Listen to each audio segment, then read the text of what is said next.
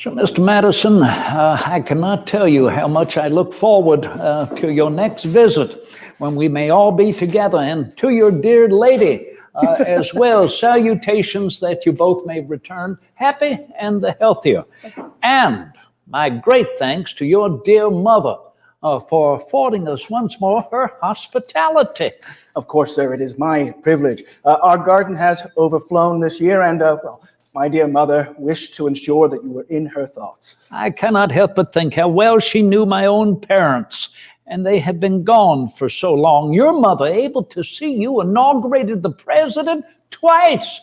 Mercy, in what advance of years does she now find herself? She has exceeded beyond 80, and you will be amazed to know still keeps her own table, keeps her own parlor, and indeed, despite the great number of visitors we have at Montpelier, you would be amazed to know how many come to call upon her still. Oh, my heavens, Mr. Madison, speaking about folks coming to visit, look at the number of our friends who have come to visit us here at our Monticello. Gentlemen and ladies, Mr. James Madison. At your service, friends. I have ever made a second home of my worthy friend's estate and visit often at this season of the year. But I'm pleased upon this occasion to make your acquaintance, to engage in conversation, like so many we have had together by the fireside. Oh, all the happier with our friends here to visit, and again being led by Miss Alice Wagner. Miss Wagner, welcome amongst us today. And I would presume perhaps a topic that could occupy us and the people, well, is that document that begins in kind. We, the people, your document, sir. Oh, that is well said, sir. I think America's document, and how fitting in this month of September with the anniversary of its signing upon us. We are pleased, ladies and gentlemen, to speak with you. Neither my friend nor myself have any great talent for public speaking, but all the same, our charisma, our minds, and indeed whatever topic we can derive are at your service. Well, Ms. Wagner, please, if you will, the first question we would be delighted to receive. Thank you, gentlemen. We'd like to know a little bit more about how you first met and how has your friendship developed over the years? Oh, well, I remember, Jemmy, I beg your pardon, Mr. Madison, I remember we first met in Williamsburg City. I had known of you and your family, of course, being settled far out to the west for some time. I made mention of your dear mother and your father, of course, the late Mr. Madison. They were friends of my parents, but I do believe it was your grandfather who first settled out here at the time, and I believe even before my own father, Colonel Peter Jefferson, was settled in Albemarle. Indeed, sir. The Madisons originally arrived and settled in King and Queen County. But in every instance, wishing to climb the social ladder, the method of doing so being, of course, marriage. After the famous expedition of the Knights of the Golden Horseshoe that settled this wide tract of land, my great-grandfather, James Taylor, found himself with hundreds of thousands of acres and, moreover, found himself blessed with several pretty daughters. Now, from that, my grandfather, Ambrose Madison, married my grandmother, Frances Taylor Madison, and settled out here upon what would become Orange County and the site of my first home, where I spent the better part of my formative years, Mount Pleasant. Mount Pleasant, that's right. Yes, I do recall having heard all about that growing up, but we did not meet until Williamsburg, and that was after I returned from Philadelphia. I believe we met the autumn of 1776. Am I correct in these reflections? You are correct in that, sir. At the age of 25, I found myself one of the youngest delegates to the 5th Virginia Convention. This was the body of men who, of course, drafted that resolution which would ignite the spark to that final vote for independence. From there, assisting to craft the Virginia Declaration of Rights, the Virginia Constitution of 1776, and then from there, the Assembly dissolved to reconvene in the autumn session where you arrived as the representative of Albemarle County. We served upon the Committee for Religion. You well remember. I do indeed. Yes, and I recall that previous spring in '76, I was already in Philadelphia. I was already seated in the extension of the Second Continental Congress, and will never forget your work, the work of that body that we received later in Philadelphia the first week in June. I'm referring, of course, to the resolution for independence. Everything could not have happened in Philadelphia without happened first in Williamsburg, Virginia. May the 15th, '76. Am I correct? You are. And yet, of course, that would not be where our friendship was forged. No, it would not be until a separate crucible arrived, your time in the executive. In 1779, elected by a slim margin, if I recall. Somewhat. Now, from that, I wrote to my worthy friend that he inherited a grave for useful talents. Of course, the governorship of Virginia at that time was a difficult place to be in. And a great many of those lessons that we endured together would go on to inform, the various notes that would become the Virginia plan of our Constitution, as well as solidify a friendship that has carried us this great many decades. Yes, you refresh my memory that I recall that by 1779, a gentleman with whom I had collaborated for many years already and myself began to divide. I'm referring, of course, to the late Colonel Henry. I was not Colonel Henry's first choice to succeed him as governor of the Commonwealth of Virginia. He had already served the first term. He was the first elected governor of the Commonwealth. But by '79, no, the margin was very, very slim towards my eventual election. And there was a great deal to do to preserve, protect, and defend our new Commonwealth against the intrusions of the enemy. So much so, as you know, we had to leave Williamsburg to seat ourselves in Richmond, and then finally to retreat from Richmond. Well, but many years ago now. Your next question, Ms. Wagner. What interaction did the two of you have together while Mr. Jefferson was serving abroad as minister to France? If only you could have been there in Paris, Jimmy. Well, I beg pardon, because nothing could have come about that you so valiantly achieved. I thank you, sir.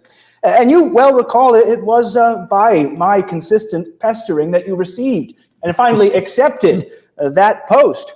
And it was much to our benefit, for a great republic of letters was established, a republic of letters that stretched across the wide waters of the Atlantic. And I will say, sir, you opened me to a far wider world, informed me of the various scientific innovations taking place across the globe, and most significantly, assisted in my education. Oh, well, I do not know. I think the two of us have always enjoyed books and creating a vast library. But I thank you for reminding me. Yes, I sought out books and pamphlets that I could find, influences in the worlds of art, that is sculpture and painting. But I recall, as you refer to scientific inventions, my sending you the most curious phosphorus matches. You were quite beguiled, I believe. I was indeed, but more important, was grateful for the various caveats you placed upon them, of their great danger, and equally the curious methods by which they might be extinguished.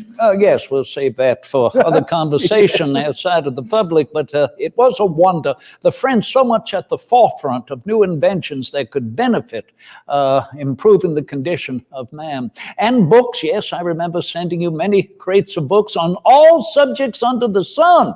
And do you remember the book that I sent you on the natural life of weasels? How could I forget, sir? But the most important business that we attended to, of course, was when our Constitutional Convention convened in Philadelphia. That was some years after I had left our country, was residing in France. That was back the autumn of '87. Indeed. America faced an unparalleled crucible to rival that of the war for independence to secure that liberty. Now, the Articles of Confederation, ratified in March of 1781, had already proved entirely deficient. Now, moreover, you well recall, Mr. Jefferson, in your time in France, we saw the consistent violation of treaties. We saw rebellions like that of Mr. Shays of Massachusetts. And through the erstwhile, I endeavored to keep you apprised to him, to inform you of everything taking place. We endeavored in 1786 to convene in Annapolis, Maryland, a convention which did not receive a quorum, but did lead to the decision that in Philadelphia of 1787, a greater convention would take place. A convention which bears a legacy to your greater achievement, your Declaration of Independence, for the convention took place within the same room. I thank you for the question. But I will tell you, Mr. Madison, I often had thought, back in '84, the invitation I received from our Congress, which was then seated as well in Annapolis, to succeed Dr. Franklin at the court of Louis XVI, might have been an effort to remove me from continuing Congresses that would meet to strengthen our Articles of Confederation, because, as you know, I was an ardent advocate of those articles. I thought they were a venerable body. They ought not to be tampered with. But I will readily admit, it was you, sir, your most luminous mind, the most luminous mind I've ever known, that ultimately convinced me to the necessity of our nation's Constitution. Next question, Ms. Wagner. Mr. Madison, you're now known as the father of the Constitution because of your roles, as Mr. Jefferson said, in creating it. Can you tell us a little bit more about those efforts towards the Constitution? I should be pleased to, Ms. Wagner. I thank you for it. First, I will say, friends, ladies, gentlemen, government is not, like the fabled goddess of wisdom, the work of one mind. It takes many hands, many heads. There were 55 gentlemen in attendance at that particular convention from 12 separate states, 39 of whom would eventually affix their hand to the document. And whatever might be said of that particular document, this document which has endured and seen so many tests of America, I will confide that never before assembled outside of 1776 were there a body of men so devoted to that particular cause. And yet I will say, through my consistent efforts, I'm pleased to have seen the success of a well-regulated Republican system of government. Now, Mr. Jefferson remarked, very thankfully, of the system and literary cargo of books that he sent me while in France. I had asked him if he could send a series of volumes pertaining to systems of government, ancient and modern. Happily, several months later, a singular crate of books arrived. I was amazed when the following week another crate of books arrived. The following week, when 2 crates of books arrived. Finally, the library of my family's home became a venerant forest of the written word, one that I could find myself happily lost within, and I did, adopting a regiment where, after awaking and taking a small breakfast, from that I would sit within that library and study the vast history of the world. You and I have both agreed history is one of the most important subjects, if not the most. And from that derived experience becoming the oracle of truth. Now, it was this knowledge, the systems of confederations, ancient and modern, which would eventually lead to the Virginia Plan, as it is called, which I authored. But then great contentious debate took place in that summer of 1787. A contentious debate which threatened to dissolve the convention and equally the Union. How can North accommodate South? How can a system of government extend this whole of the empire? Miraculously, happily, upon the 17th day of September, our Constitution was voted in the affirmative. Dr. Franklin gestured to the chair that President Washington occupied. There, you well remember, a half-sun sits carved, emblazoned. Dr. Franklin said he had observed that particular sun, that figure, over the course of the debate. He had often wondered whether it was a rising sun or a setting sun. Now, he confided in me upon that final day that he believed it was a rising sun. Now, I'm happy for the part that was played not only in the authoring of the Constitution, but equally in its defense. And Well, our Constitution every day consistently needs its defense. Mr. Madison, citizens, is his usual humble self. He suggests that crates of books that I sent him were to empower him, you might say, to come up with our remarkable system of government under the Constitution. Nay, nay, Mr. Madison, I've said of you many times, and I say it again here before our citizens, not only are you the most luminous mind I've ever known, but I've always considered that you know so much about ancient civilizations, about ancient cities, and ancient governments, what has gone wrong, what we need not bother ourselves with in this modern world to improve our condition in the proper, more precise governing of men, but particularly what has gone well and what we might adopt and utilize here in this modern world. What we may do not only to better the condition of mankind, but to pursue more equal and exact justice. And as you remark upon those arguments, those constant debates of how we would bring together 13 individual nations, for mind you, that's what we were, bickering, arguing amongst ourselves. England never wanted it to happen, but that's what we achieved. And now to discover that our Constitution will be the best method to make for a more perfect union. This I give you, sir, the credit entirely for what you brought us. I think, Miss Wagner, this flattery has caused me somewhat to perspirate. We might move to the next question. Well, what have you both agreed or disagreed on concerning the Constitution and rights of Americans? Oh, we had no disagreements, did we, No, Jimmy? none, never. No. Not us. Well, No. Some. a few. A few. One in particular. I'll never forget the letter you sent me. You wrote this after the convention had adjourned.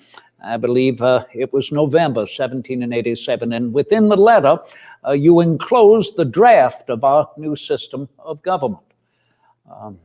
I inspected it, and I know I was very ready to reply and to cite, I'm captivated by it. That's what I wrote you. I am captivated by this new system of government. This document, which is the shortest document of its kind in human history, creating a government to check its own power, and the most influential of the three branches, the legislative branch. That branch elected by the first recognition in the Constitution, that first line in the preamble, we the people. However, if you recall, Mr. Madison, I said in order to keep the document firmly in the hands of the people, it needs something. The people need something to keep their government in their hands. If I recall, I said it is what all people upon the globe are entitled to against any government on the globe. Need I hardly remark what it needed? You, of course, refer to a Bill of Rights, which I myself was never opposed to. Ladies and gentlemen, I had arrived at several conclusions by 1787 that a Bill of Rights, while in every instance beautiful in its enumeration of powers, had in every regard become a parchment barrier. The various independent states held their own bills of rights, summaries of what the citizens of that province would be entitled to, not by a government solely, but by nature and of nature's God. And yet, despite these various declarations of rights, these enumerations of public rights and private privilege, we saw consistently the rights of human nature violated, not because of any enumeration of that power, but by the vices of a citizenry who did not wish to honor them. We see the multiplicity of factions grow contentious against one another. We see, even now in this enlightened age, the mere distinction of color justify the oppressive dominion of man over man, regardless of what enumeration of rights are put forward. Now, from there, I had arrived at the conclusion that a federal system of government, supreme in its power, but derivative and limited, did not fit that self-same notion, was not inherently necessary, because the Constitution, I'm getting there, Thomas, the Constitution dealt with power. And from that, preserving the blessings of liberty for ourselves and our posterity. Now, I will provide the second two caveats that stayed my hand upon a Bill of Rights. We argued contentiously in that summer of 1787, and a particular interest, particularly a Southern interest, wished to see greater protection of that which they deemed to be their property. They said they would not put to their hand any document that did not guarantee their right to own enslaved peoples in perpetuity. Now, this leaves us finally to when the idea of a Bill of Rights was brought forward by none other than the late Colonel George Mason, a father of the Virginia Declaration of Rights. He stood in September and said, "Gentlemen, I should rather chop off my right arm than adopt this Constitution without a Bill of Rights. Such a thing will give ease to the people. It might be accomplished in a few hours." Thomas, you know as well as I do, men of government cannot sign their names in a few hours. That's true. Now, from that, I was apprehensive that in endeavoring to enumerate powers that would be limited, that we should dissolve the work done in that particular document. I did not believe it was necessary. Moreover, I thought it dangerous. In my estimation, an enumeration that is not complete is not safe. Would we be a people of 10 liberties, 16 liberties, or the, unlimitless rights of human nature to be discovered yesterday, today, and tomorrow? Now, through our letters and discourses, you changed my mind. Well, I am happy to know that Colonel Mason was very much at the forefront, and I hope you will realize that it was the idea of a Bill of Rights that also helped to rectify a great deal of the contentions I had been having with the late Patrick Henry. He was indeed brought around by recognizing a central system of government to which he was initially opposed. Could now possibly be relieved in an attention directly to the people through a Bill of Rights. Yes, I remember, Mr. Madison, you were to answer me. I think that the rights are inferred in our Constitution, as you just now made mention. And then I wrote back to you, you mean to tell me we ought to rest on inference upon such an important subject as the inherent rights of man. But then this, of course, was a reiteration and had been resounding for many, many years. I always worried that if we left these rights somewhat inferred in the Constitution, citizens, you would know, whom ultimately would have the last word. It would not be we the people, it would simply be the government. And so therefore, whether it's myself or many others, our government remains in the hands of the people through our Bill of Rights. And we remind ourselves that our government thereby is the servant of the people, not the master. Would you not deny it governs through their consent, and their consent alone, freely given and freely renewed? And in that, my dear Mr. Jefferson, I think we find the validity of the system. A system of government which allows a people to change its mind, just as you changed mine, and equally a system which allows for amendment. Yes. So indeed, what is our Federal Bill of Rights, if not the first 10 amendments of our Constitution, proof in the validity of our system to grow and change as a people see fit? Well said. Ms. Wagner. We have a few guests who are curious to know what your thoughts are on the Electoral College.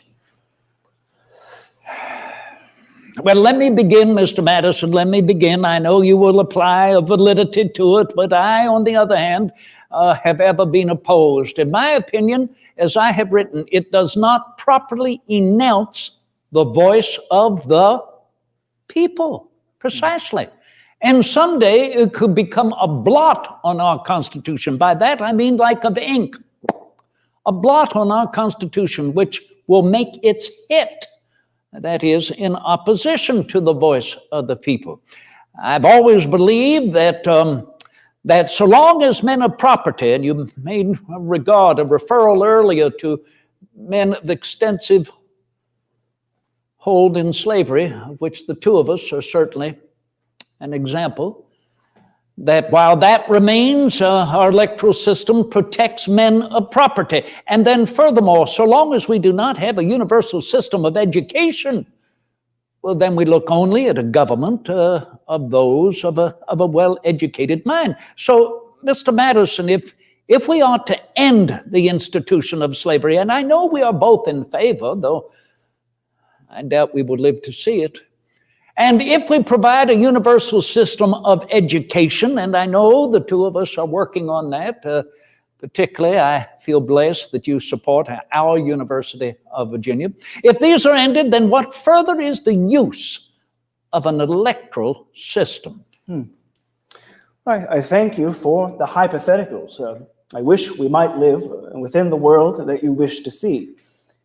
And a way in which we have often differed is that you wish to legislate for the world as it might become. I have endeavored to legislate for the world as it is. You've often heard me say that if men were angels, government would be not necessary. It's true. And what is government if not the purest reflection of human nature? Now, when we speak to our Electoral College, we find several virtues in it and several necessities of it. Well, first and foremost, you speak of universal education, which I wholly agree with. It almost found its way into our federal constitution. It was the wish of myself and men like His Excellency, President Washington, to have a national university established to allow a future generation of scholars, philosophers, citizens.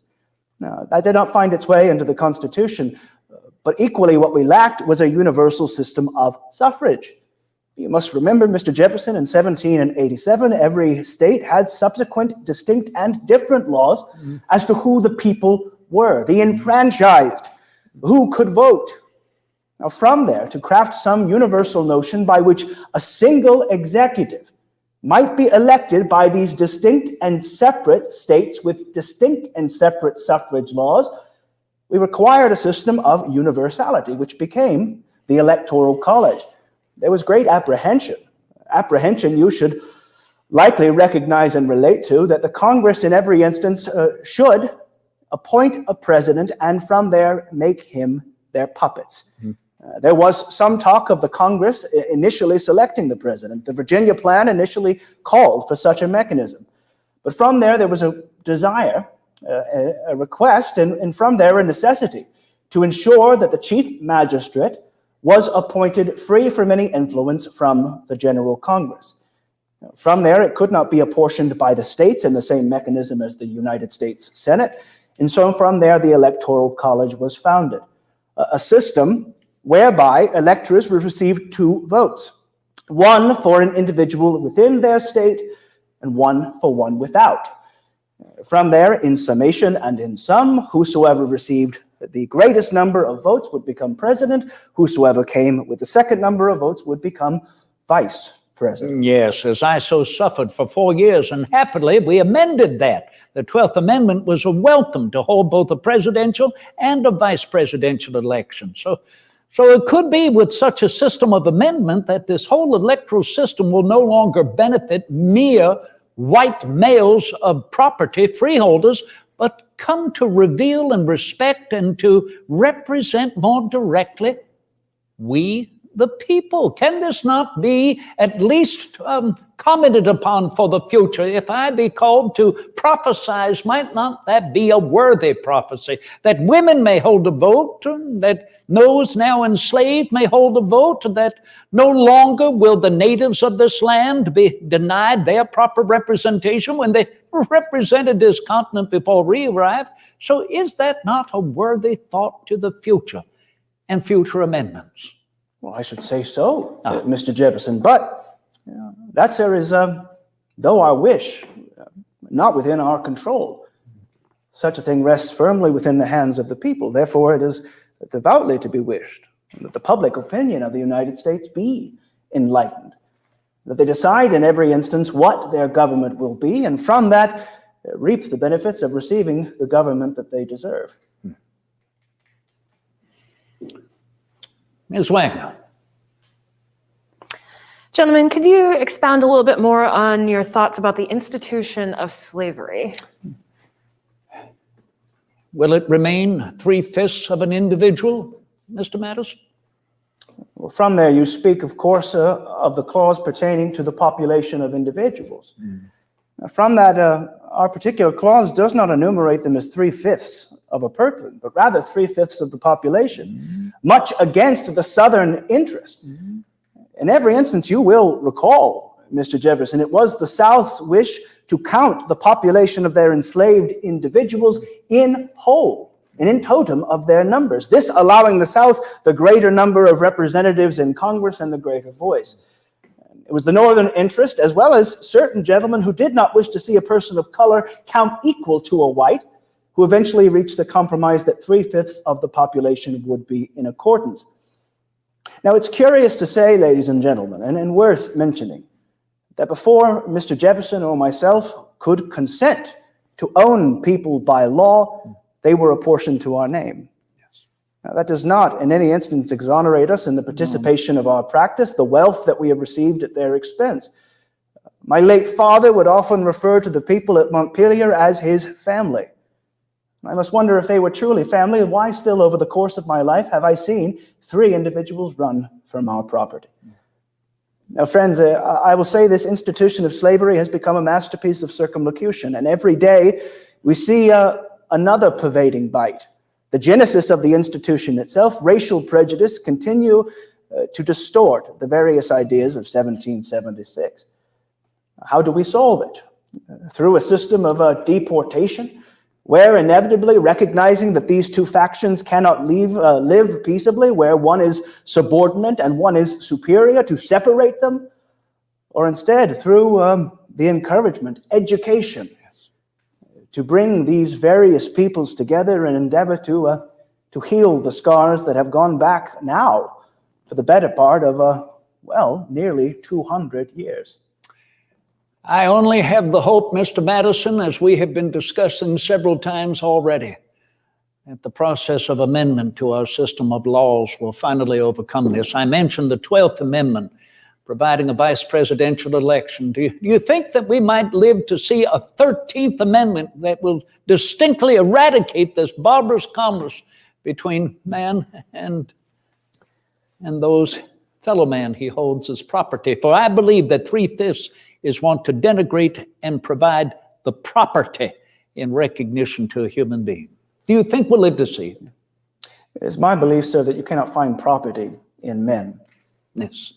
We have seen the end of the importation, the hellish traffic of the slave trade. And we achieved that together. We have.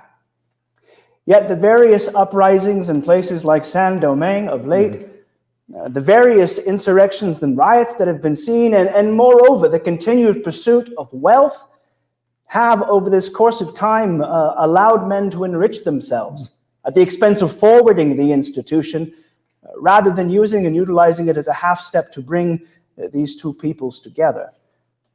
I do not know, sir, as to what the condition should be.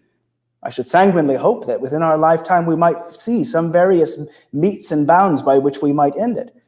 You well remember, sir, as we were growing together, young men in the West, no method of manumission existed. Solely by meritorious service could an enslaved person find themselves freed. That was, in every instance, solved in the 1780s, whereby a person could manumit their household. We have seen the great legacies of those like Robert Carter III, who, so moved by his spirits of equality from his Baptist religion, has ensured the gradual manumission. We have seen the same with President Washington. And yet, as you know, Mr. Carter's son has refused to manumit his legacy from his own parents' estate. The question as to whether we should see a 13th Amendment ending the institution falls, I think, to the call of its people and to a people's Congress.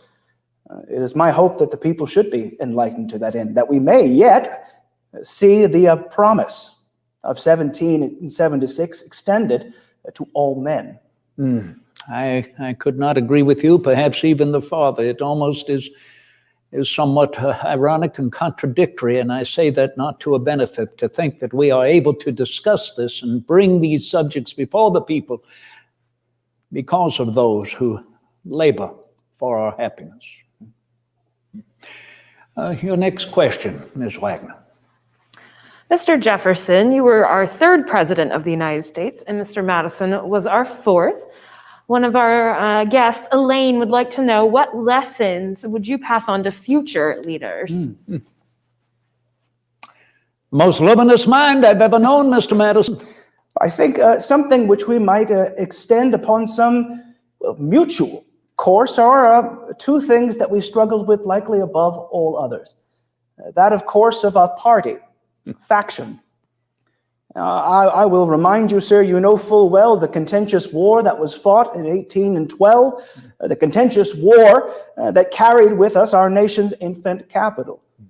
Now, from that, a great many of these tribulations are only exceeded by the baneful bite of party and faction. Two parties so distinct in their own categories that their spirit of government was eclipsed entirely by the spirit of party. From that, I, over the course of time, endeavored over the course of my administration to heal these various wounds. But from that, I think that should be the role of every chief magistrate, to rise above that spirit of party and in every instance to endeavor to unite, not divide, awaken. And from that equally to ensure they stand the representative of those common ideas and not the representative of party. Would you agree, sir? I agree entirely, Mr. Madison. I do agree. And may we remind ourselves that that faction throughout the family of man has existed from time immemorial. It is a futility for any government to think that it can quell it, to suppress the people, to deny them that inherent right to hold an opinion freely and to freely express their opinion. It's not the duty of government to change human nature, but rather to work with it. And this is what you have so beautifully expressed. And to remind us that it is the duty of the chief magistrate, as we've known well, to unite in himself the confidence of all the people. Well, this alone, in any situation in which the energy of the nation is required, will point us all in a single direction, as if all constituted but one mind and one body. I had to attend to that after finally being elected the third president, which, as you know, was not easy. Our nation was in such a state of vitriol and contempt within itself. And in my inaugural address, you were present upon the occasion, the 4th of March, 1801, I first had to admit that I needed the support of the people, the support of our government, that I did not know whether I myself was up to this responsibility, and then to reiterate our founding principles, to bring us back together again and point us in a single direction. And this was your concern as well when we were beleaguered again with the attack by the British. You had to pull us together, direct us forward, the duty, if you will, of your second administration. And indeed, we well recall another struggle that was put forward, a struggle and pitfall that your predecessor stumbled into. And that is, of course, in every regard, forwarding and championing the freedom of the press, the greatest bulwark to a free society. I should say you learned very well the lessons of the Adams administration, his Alien and Sedition Acts, a monster which would forever disgrace its parents, a cause for which we fought against together, you with your Kentucky resolutions, I with my Virginian resolutions. Oh, we've never made that publicly known before, have we, Mr. Madison? Good heavens, what have you done? Oops. But from that, I should say it was a great credit to yourself and to your character, sir, that in your time as the chief magistrate, though in every instance you found yourself consistently assaulted by the newspaper, that you never made any attempt to stymie that great liberty. Well, I think we would both agree that wherever the press is free, the people will be free. Well said, well said. Ms. Wagner, additional questions, if you please. Now that you are both in retirement, what have you enjoyed most about this time? A continuing friendship, is it not, like old man's milk? I should say it is. It is said of the worthy gentleman and myself that no two brothers are as close, and indeed that is true. I suspect we have a great deal to look forward to. A great many visitors, sometimes in surplus upon the daily. Yes. You know full well my dining room table is often filled with some 30 people. I sit at the middle of it, my wife at the head of the table. Equally, I look forward to the great many interactions with my nieces and nephews, the barbecues in my backyard, the foot races upon the front lawn, long rides in the saddle, and long evenings by the fire as well. And this, of course, bespeaks your continuing administration in the hearts of our countrymen. I speak, if you will, to your squeezes that Mrs. Madison and you held in the president's house. They were literally so. And to continue that at your own house, and have you found it any the less at our Monticello? No, indeed, sir. No, indeed. Oh, I dare say, too, citizens, we could not deny our continuing enjoyment in creating our University of Virginia. Mr. Madison, is not the pursuit of knowledge, is not the idea of an educated citizen body that great resource which more than anything else will preserve our unique system of government, the world's best hope? Indeed, sir. I think knowledge will forever govern ignorance. And if a people truly wish to govern themselves, they must arm themselves with that power that knowledge renders. And I know full well, sir, it has been your desire for as long as I have known you to render some University of Virginia. Did you not endeavor to do so with your alma mater, William and Mary, some time ago? I was 30 years old, 1773. I hoped it would become our nation's first university. I mean that somewhat looking ahead into the future. It was 1773. We had 3 years to go, but we had not a university, even in the colonies. So you are correct, but then, of course, education was a subject that immediately brought us together when we first met, and you speak it so well these many years later. In essence, that nation which expects to be ignorant and free expects what never was and what never will be. But now, happily, sir, you may look from your mountain eyrie out your window to see our university being built. Founded upon the illimitable freedom of the human mind. What could be more important for generations yet unborn to receive the knowledge of the past and help them remind themselves that to remember where we've been qualifies us and validates us to understand better where we are and where we must continue to go together through uncharted waters. First nation in the history of man to sail forth into the future. E pluribus unum. Swagner, another question for us. We have time for just one more question. It's evident the friendship that you have with one another. So one of our visitors, Juliet, would like to know if you could describe each other in just one word, what would that word be? Well, allow me to be the first. I've said it all along. There's but one word. It signifies that light and liberty go together, that we keep our minds open, that we move forward ever in the pursuit of happiness. This is but common sense. It takes just as much energy to be happy as it does to be miserable. So I beg your pardon, already too many words to describe just one. Luminous. I humbly thank you for it. I endeavor over the course of time to compound your great many hobbies, interests, and aspects of knowledge into one word. And so instead, I should prescribe it to the best singular word I can. A word that I think a quality that should belong to any who endeavor to hold the title of citizen: curious. Curiosity. Is that not indeed a lifeblood? And energy? I accept it most luminous and curious. There's a plan for longevity.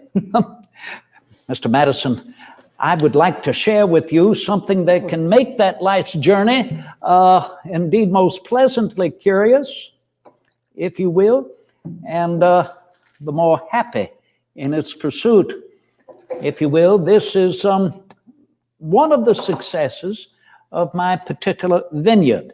If I may say, one of the successes, it's the only success.